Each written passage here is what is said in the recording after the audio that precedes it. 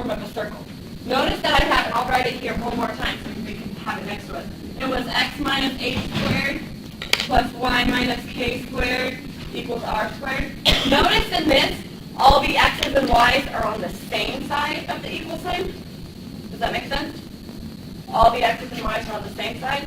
So that's what we're going to want to do, is we want to get all our x's and y's on the same side. So in this example, I'm going to rewrite this formula, or this equation, excuse me. This will become x squared plus 4x, right? And then I'll have a plus y squared minus 6y, and then I'll have an equals negative 4. Where did I get all of that?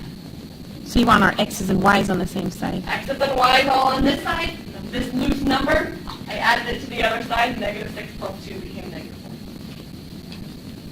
Does that make sense? I brought these two over here. I brought that one over there. Manipulating that equation.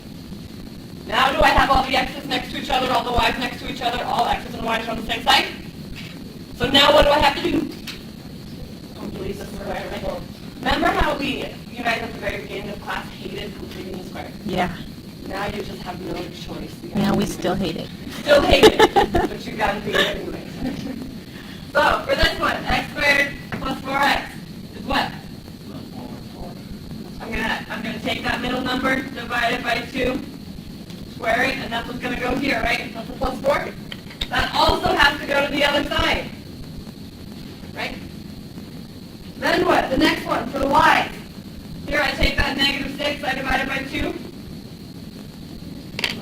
and then I square it, and that's gonna go to both sides, plus 9. Does that make sense to you guys? Then what? Then each thing is going to factor nicely, right? First look at the x's. How's that going to factor? X plus 2 squared plus, what about the y? Y minus 3 squared equals what's on the other side? Everything else simplified in the negative 4 plus 4 plus 9 equals 9. Now, is this in the correct form? Almost. I think it looks right. Just going to take a minute. Okay. So this is in the correct form. So from that, could I find the center of the circle? What's the center of the circle? What's the radius of the circle? You guys okay with that? Even though the 9's not squared, that's okay? 9 is the 3 squared. Oh, okay. So Okay. it's the 3 that you're using for the radius.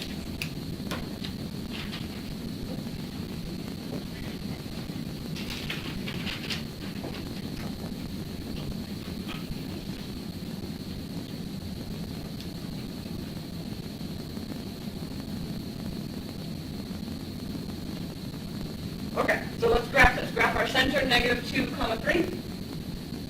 Right? And then I got to do the radius. How do I graph the radius?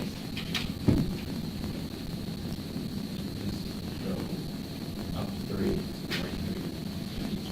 In each direction. Just go up 3, over 3, down 3, over 3.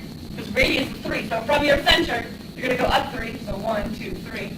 You're going to go down 3, 1, 2, 3. You're going to go over 3, 1, 2, 3. You're going to go over 3. And then you're going to connect those as a perfect circle, and you have to draw it as a perfect circle. So bring a compass with you. Remember those compasses that you stick the pencil, the point in the center, you move it around and draw a perfect circle for you? I'm kidding, you don't have to do that. I'm like, wow, she's getting intense at the end. You must be a perfect artist